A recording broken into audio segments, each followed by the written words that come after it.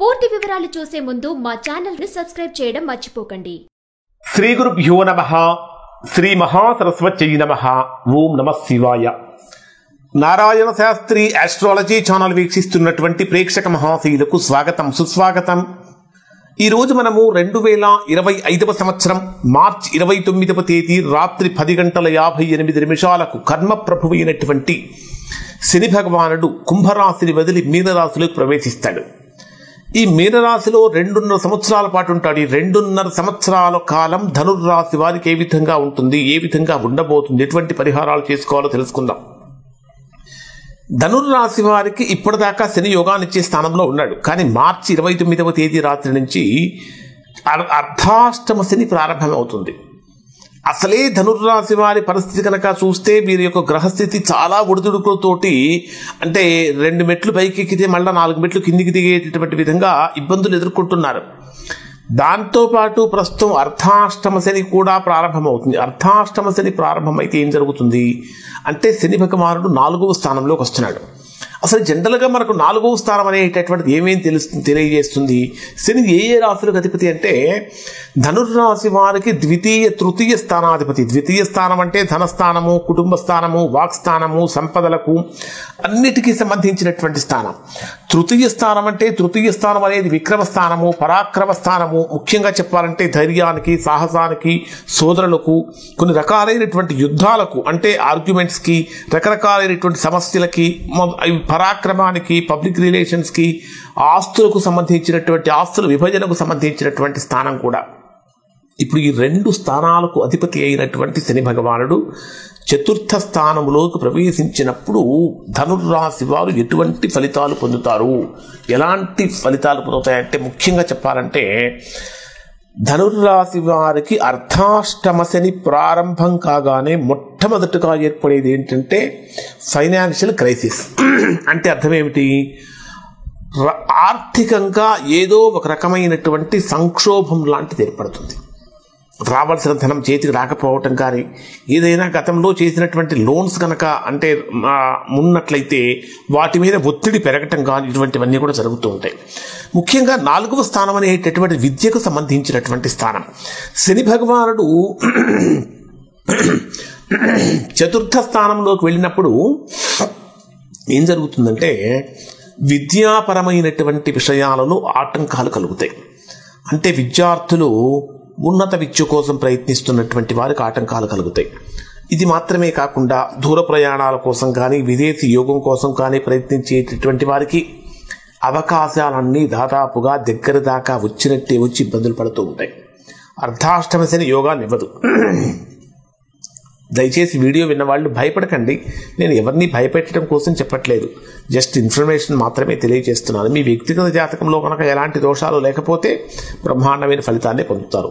అయితే ధనుర్రాశి వారికి శని అర్ధాష్టమ శనిలో సంచరిస్తున్నప్పటికీ మీ రాశ్యాధిపతి అయిన గురుడు 7వ స్థానంలో సంచరిస్తాడు. కాబట్టి అంటే గోచార రీత్యా మిథున రాశిలోకి ప్రవేశించినప్పుడు ఈ రాశి వారికి గురుబలం బ్రహ్మాండంగా ఉంటుంది. కాబట్టి మంచి ఫలితాలే పొందుతారు. శనికి సంబంధించినటువంటి పరిహారాలు కనుక చేసుకుంటే మంచి ఫలితాలు పొందుతారు. ప్రధానంగా తీసుకుంటే అర్ధాష్టమ శని ప్రభావంతో విద్యకు ఆటంకాలు కలుగుతాయి. విదేశీ యోగానికి కానీ, ఉన్నత విద్యకు సంబంధించినటువంటి విషయాలలో కానీ ఆటంకాలు కలుగుతాయి. మీరు 1 సంవత్సరం క్రితం, 6 నెలల క్రితం గృహ నిర్మాణ ప్రయత్నాలు మొదలుపెట్టారు. ఆల్రెడీ కన్స్ట్రక్షన్ కొంతవరకు జరిగింది. ఈ శని భగవానుడు వచ్చే లోపే, అర్ధాష్టమ శని ప్రారంభమయ్యే లోపే ఆ కన్స్ట్రక్షన్ పూర్తి చేసుకోవాలి.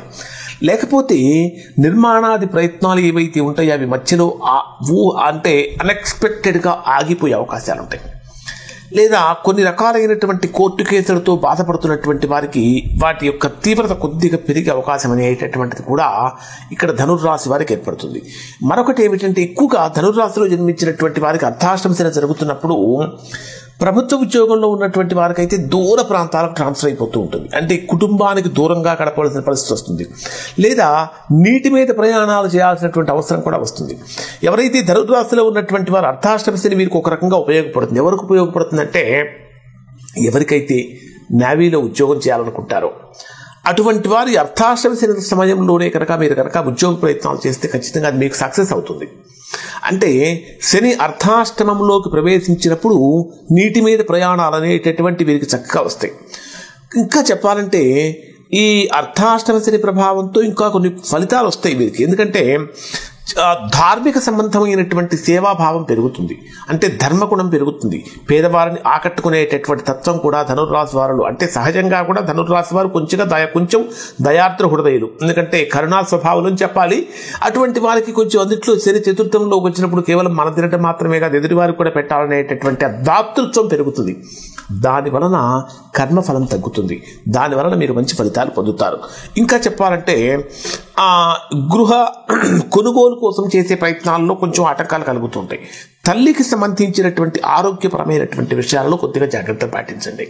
ఇంకా శని చతుర్థంలో సంచరిస్తూ ఉంటే ఏ స్థానాలను చూస్తూ ఉంటాడంటే మీ జన్మరాశి నుంచి శని వీక్షణం మీ రాశికి 6వ స్థానం మీద మరియు 10వ స్థానం మీద మరియు మీ జన్మరాశి మీద శని వీక్షణ ఉంటుంది. అంటే శనికి 3, 7, 10 స్థానాలతో శని యొక్క దృష్టి ఉంటుంది. శని 3వ స్థానంతో మీ రాశికి 6వ స్థానాన్ని చూస్తూ ఉంటాడు. 6వ స్థానం అంటే ఏంటి? రోగస్థానం, పాపస్థానం, శత్రుస్థానం. సో శని వీక్షణం మీ రాశికి 6వ స్థానం మీద పడినప్పుడు ఏం జరుగుతుందంటే కొంచెం వెన్నెముక సమస్యలు కానీ, జాయింట్ పెయిన్స్ కానీ, కీళ్ల నొప్పులు కానీ, వాత రోగం అనేది పెరుగుతుంది. కాబట్టి అంటే మనకి యాక్చువల్గా ఈ ఇంపాక్ట్ ఎప్పటి నుంచి ఉంటుందంటే శని మహర్త శాకాల మొత్తం 19 సంవత్సరాలు. ఇది మనకి 190 రోజుల ముందు నుంచే ప్రారంభమవుతుంది, 190 డేస్ ముందు నుంచే ప్రారంభమవుతుంది. అంటే సుమారుగా 6 నెలల నుంచి మనకు ఇంపాక్ట్ మొదలవుతుంది. కాబట్టి ఆ వాత రోగానికి సంబంధించినటువంటి అంటే మెడిసిన్ కూడా కరెక్ట్గా వాడాలి. వ్యాధి ఒకటి, మందు మరొకటి కాకూడదు.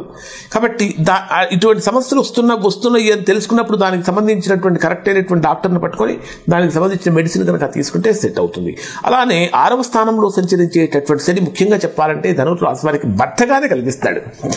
అసలు ధనుర్రాశి వారికి ఇంత కొన్ని ప్రతికూలమైన ఫలితాలు కలగడానికి కారణం ఏంటంటే ఎవ్వరికీ కూడా బద్ధకం అనేది ప్రథమ శత్రువు. ఆ బద్ధకాన్ని కనుక వదిలిపెడితే బ్రహ్మాండమైన ఫలితాన్ని పొందుతారు. ఇక్కడ మీకు ఏం చేస్తారంటే 6వ స్థానం అంటే చతుర్థంలో సంచరించే శని వీక్షణం 6వ స్థానాన్ని చూస్తున్నప్పుడు బద్ధకం పెరుగుతుంది. దాంతో చేయాల్సిన పనులు ఆన్ టైంకి చేయలేకపోతూ ఉంటారు. తద్వారా ఖచ్చితంగా సమస్యలు కలుగుతూ ఉంటాయి. అలానే చతుర్థంలో సంచరించే శని భగవానుడి యొక్క 7వ స్థాన వీక్షణ మీ జన్మరాశికి 10వ స్థానం మీద అంటే కర్మస్థానం మీద, ఉద్యోగ స్థానం మీద ఉంటుంది. ఉద్యోగ స్థానం మీద ఉన్నప్పుడు ఉద్యోగంలో డెవలప్మెంట్ కనిపిస్తుంది. అంటే చక్కగా వర్క్ అయితే మాత్రము డెడికేటెడ్గా చేయగలుగుతారు. మీరు పనిచేసేటటువంటి ఆఫీసులోనో కంపెనీలో 100 మంది ఉన్నారనుకోండి, అందులో మీరు బ్రహ్మాండంగా చేయగలుగుతారు. 100 మందిలో కూడా మీరు టాప్ 1లోనో, టాప్ 2లోనో, టాప్ 10లో అయితే ఖచ్చితంగా ఉంటారు. అంటే అంత డెడికేటెడ్గా మీరు వర్క్ చేయగలుగుతారు. కానీ రికగ్నైజేషన్లో మాత్రం మీరు టాప్ 100లోనే ఉంటారు. అంటే లాస్ట్ నుంచి ఆ 10లో ఉంటారు, ఫస్ట్ 10లో అయితే ఉండరు. అంటే రికగ్నైజేషన్ ప్రాబ్లం అనేటటువంటిది మీకు బలంగా వస్తుంది. శని వీక్షణ పడినప్పుడు కొంచెం డెవలప్మెంట్స్, ప్రమోషన్స్ రావటం కానీ, ఆన్ టైం శాలరీ హైక్స్ కానీ ఇట్లాంటివి కొంచెం ఆలస్యం జరుగుతూ ఉంటాయి. అలానే ఈ చతుర్థంలో సంచరించేటటువంటి శని భగవానుడు యొక్క 10వ స్థాన వీక్షణం అంటే 10th ఆస్పెక్ట్తో మీ జన్మరాశిని చూస్తూ ఉంటాడు. అప్పుడు ఏం జరుగుతుందంటే శనికి సహజంగా ఉండే పేరేమిటి? మందగమనుడు. అంటే he is moving very very slow. కారణం ఏంటంటే ఒక రాశి నుంచి మరొక రాశికి ప్రవేశించడానికి 2.5 సంవత్సరాల సమయం పడుతుంది. అదే చంద్రుడిని తీసుకోండి, ఒక రాశి నుంచి మరొక రాశికి వెళ్ళడానికి 2.5 రోజులు పడుతుంది.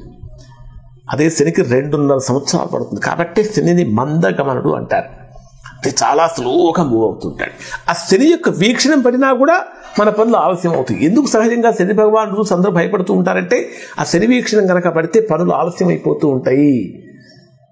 చేసేటటువంటి పనుల్లో స్పీడ్ తగ్గుతుంది, వేగం తగ్గుతుంది, ఆటంకాలు కలుగుతుంటే బాధపడుతూ ఉంటారు.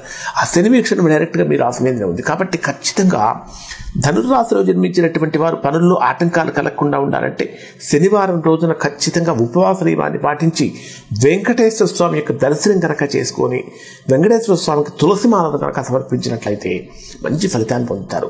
తర్వాత కొన్ని ప్రత్యేకమైనటువంటి పరిహారాలు నేను మీకు తెలియజేస్తాను. అలానే ఎవరైతే ఇంకా తీవ్రమైనటువంటి సమస్యలతో బాధపడుతున్నారో అటువంటి వారు ఒకసారి మీరు ఖచ్చితంగా, ఇప్పుడు కూడా నేను ఖచ్చితంగా చెప్పను, ఖచ్చితంగా మీరు మీ వ్యక్తిగత జాతకాన్ని విశ్లేషణ చేయించుకొని దోషం ఎక్కడుందో తెలుసుకుని దోష నివారణ కనుక చేయించుకుంటే సత్ఫలితాన్ని పొందుతారు. ఇవి ధనుర్రాశి వారికి శని భగవానుడి వల్ల కలిగేటటువంటి ఫలితాలు. శుభం.